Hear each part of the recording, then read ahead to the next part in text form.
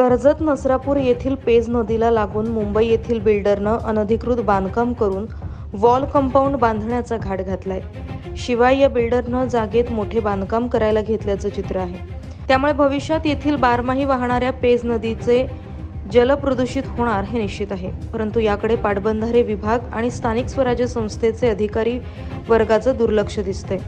अशातच बिल्डरनं येथील शासकीय विहिरी आणि पंप हाऊस याकडे जाणारा मार्ग देखील रोखून चक्क शासकीय मालमत्ता आपल्या ताब्यात घेतल्यानं यात अधिकारी वर्गाचे हात ओले तर करण्यात आले नाही ना, असा प्रश्न होतोय.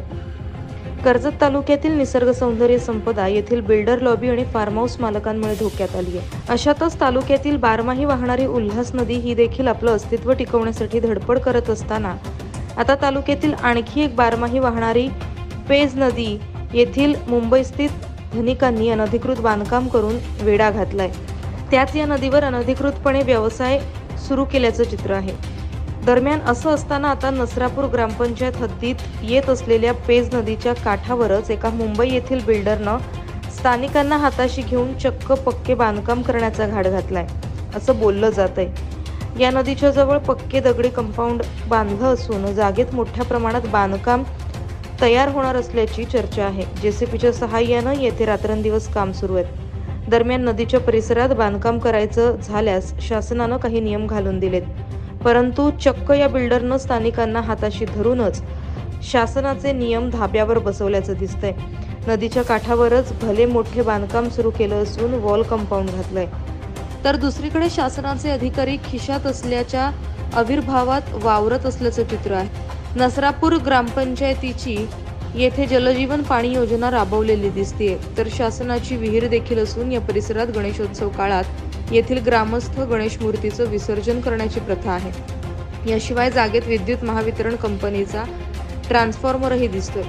दरम्यान या बिल्डर फार्म हाऊस मालकानं अनधिकृत बांधकाम करून दगडी पक्की वॉल बांधल्यानं आता येथील प्रशासकीय अधिकारी आणि ग्रामस्थांना देखील जाणं आणि येणं अवघड होऊन बसणार आहे. वर्षाकाठी होणारी विहिरीची साफसफाईची कामं आणि पंप हाऊस येथील कामं अधिकारी वर्ग करणार कसे, असाही प्रश्न निर्माण झालाय.